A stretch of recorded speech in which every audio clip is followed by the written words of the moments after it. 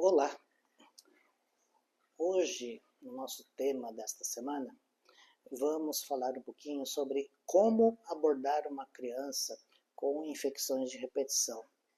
Foi um tema solicitado por uma de nossas mães que acompanha o nosso canal e nós achamos de suma importância, principalmente nesta época que as crianças estão muito doentes, né? Então, vamos comentar sobre esse assunto. Então, assim, as infecções de repetição acometem muitas crianças, né? Principalmente as que têm menos de 6 anos de idade. E aí, quando que a gente considera uma infecção de repetição? Então, se a criança tem 6 ou mais episódios de infecções respiratórias por ano, no caso de gripes, de resfriados, uma ou mais infecções respiratórias do trato respiratório inferior, que no caso são as pneumonias. No caso das otites, mais de 3 episódios em 6 meses ou 4 em um ano. Nas sinusites, mais de 2 episódios por ano. Infecções urinárias, mais de 2 episódios por ano em crianças menores de 5 anos. E aí, se a gente faz o diagnóstico de infecção de repetição, nós temos que ficar mais atentos se a criança tem algum problema de base e nós temos que investigar. Então, o mais importante de tudo isso, acho que é o mais importante do nosso vídeo desta semana, é fazer o diagnóstico correto. Porque atualmente muitos pais levam seus filhos em pronto-socorros, né, em vários lugares. Daí o que acontece? A criança está com um quadro de gripe, de resfriado. Essas crianças são atendidas muito rapidamente, são atendidas por médicos que não conhecem a criança, não conhecem o histórico de saúde da criança, e muitos por receio, porque não vão mais ver esta criança, ou se vai acontecer alguma coisa, muitos prescrevem antibiótico sem necessidade. E aí, a cada vez que os pais levam o filho no pronto-socorro, ganham outro antibiótico. E aí, quando chega no nosso consultório, a criança já teve 10 infecções que precisou tomar antibiótico. E aí, são taxadas de crianças com infecção de repetição. E aí, o que a gente faz? Será que tem que investigar? Será que tem alguma doença de base? Então, tudo isso é muito importante para a gente ver se vai precisar ou não dessa investigação. Por exemplo, uma criança que tem infecção de urina, vai no pronto-socorro, eles só colhem o exame de urina tipo 1, vem alterado, e o exame de urina 1 se altera por vários motivos, não só a infecção urinária, não é colhido a cultura da urina, que é o mais importante para fazer o diagnóstico da infecção de urina e determinar qual é a bactéria que está causando. E aí, com a alteração do exame de urina tipo 1, dá um antibiótico. Então, toda hora dando antibiótico, aí a gente tem que investigar por que está tendo tanta infecção de urina. Muitas crianças com gripes e resfriados que tomam antibiótico, na maioria das vezes, eram quadros virais que não precisavam tomar antibiótico. Se a gente acompanhasse no consultório, a gente pediria, por exemplo, vamos reavaliar em 24, 48 horas. Então a gente consegue manter esse contato com as famílias. E na maioria das vezes a gente consegue poupar o uso do antibiótico, vendo que era somente um quadro viral. Com relação à pneumonia, que a gente vai ver que é mais sério, toda hora vai no pronto-socorro, está com um quadro respiratório, tosse, coriza, pede um raio-x, e aí o médico vai lá e fala assim, tem uma pequena imagem aqui, tem um começo de pneumonia, então dá um antibiótico. E aí toda vez vai fazer raio-x, quando chega no consultório, nossa, meu filho teve 10 pneumonias. E aí, quando a gente vai ver as imagens radiológicas, e muitas vezes o hospital nem libera o raio-x, quando a gente vai ver, em 10 supostas pneumonias, se teve uma ou duas, é muito.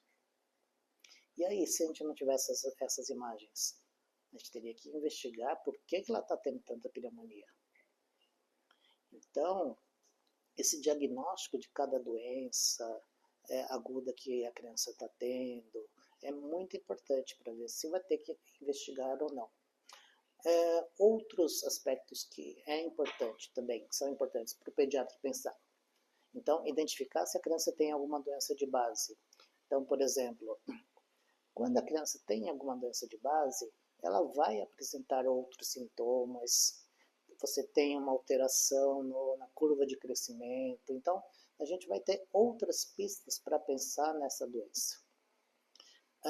Outro aspecto, será que tem algum fator de risco para a criança estar ficando tão doente? Então, por exemplo, será que ela frequenta creche ou escolinha?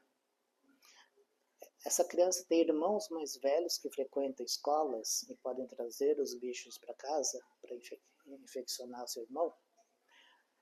Há fumantes dentro de casa, então a exposição de fumaça de cigarro também leva a mais infecções.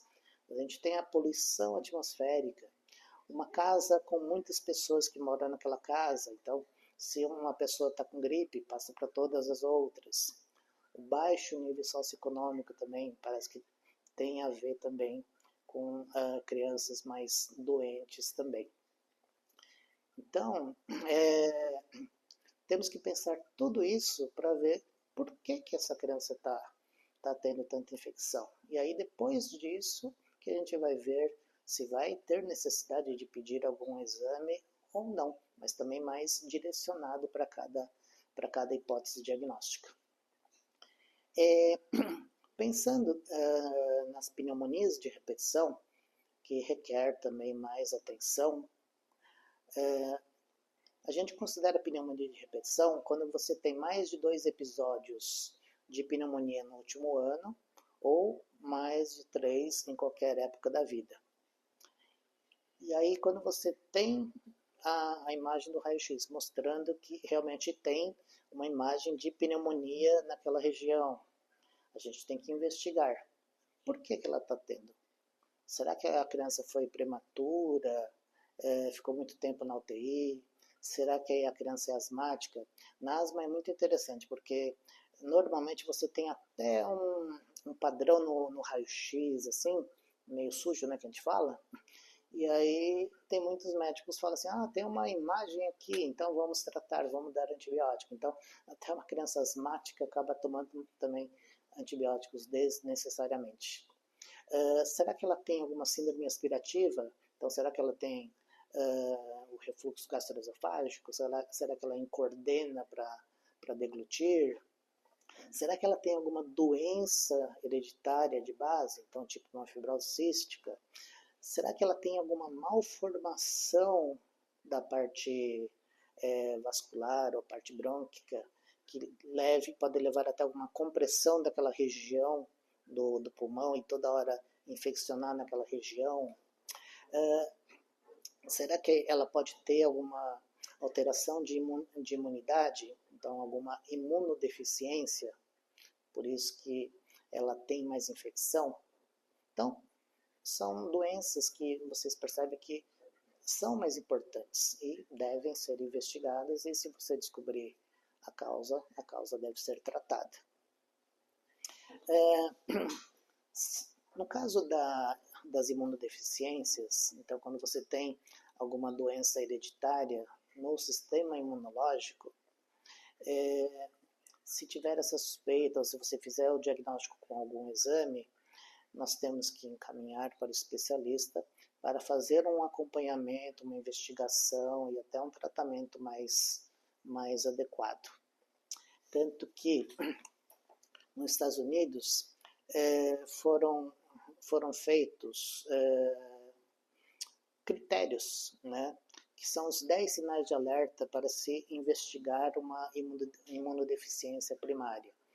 Então, quando pensar e para o pediatra encaminhar para o especialista, quando a criança tem 2 ou mais pneumonias no último ano, 4 ou mais novas otites no último ano, estomatites de repetição ou monilias de repetição, que são as candidíase, abscessos de repetição, algum episódio de uma infecção sistêmica grave, tipo meningite, uma osteoartrite, um quadro de sepse, infecção intestinal de repetição ou diarreia crônica, uma asma grave, alguma doença reumática, alguma doença autoimune, algum evento adverso da vacina BCG, uma BCG-ite, né, que a gente fala, ou uma infecção pelo próprio micobactério, que no caso é a tuberculose, e algum fenótipo clínico, algum sintoma clínico que lembre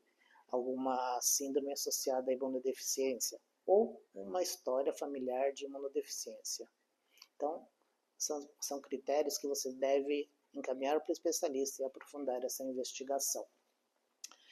Então, acho que assim, neste vídeo de hoje, acho que o mais importante, como vocês viram, é fazer o diagnóstico correto. Cada vez que a criança está doente, fazer o diagnóstico correto, com o tratamento correto, e aí, se caso realmente ela está apresentando alguma infecção de repetição, a gente tem que ver quais são as causas que estão levando a criança a ter essas infecções.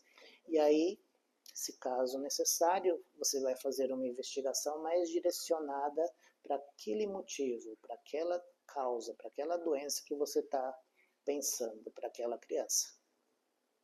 Então, no caso das crianças, no caso da pediatria no geral, a gente não pede um monte de exames, assim, atirando para todo lado e vamos ver o que dá de positivo em algum exame. A gente tem que pensar, raciocinar e investigar, assim, direcionando para alguma hipótese que o médico está pensando.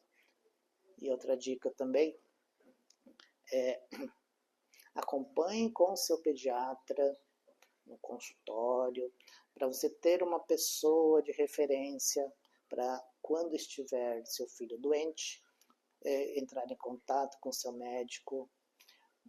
E aí o seu médico vai dar a conduta, se é para ir no pronto-socorro ou se é para ir no consultório, fazer um acompanhamento ambulatorial.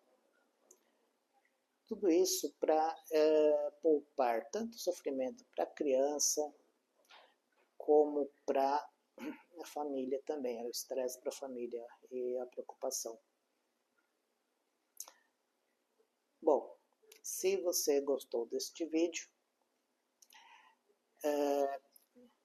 curte, compartilhe, se inscreva em nosso canal Papo de Pediatria.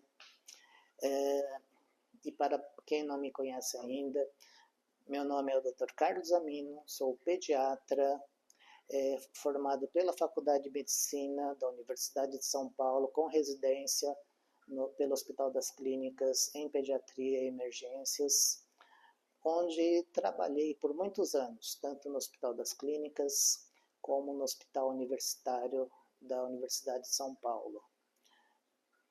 Então, se quiser deixar algum comentário aqui embaixo ou tiver alguma dúvida, pode escrever que nós responderemos.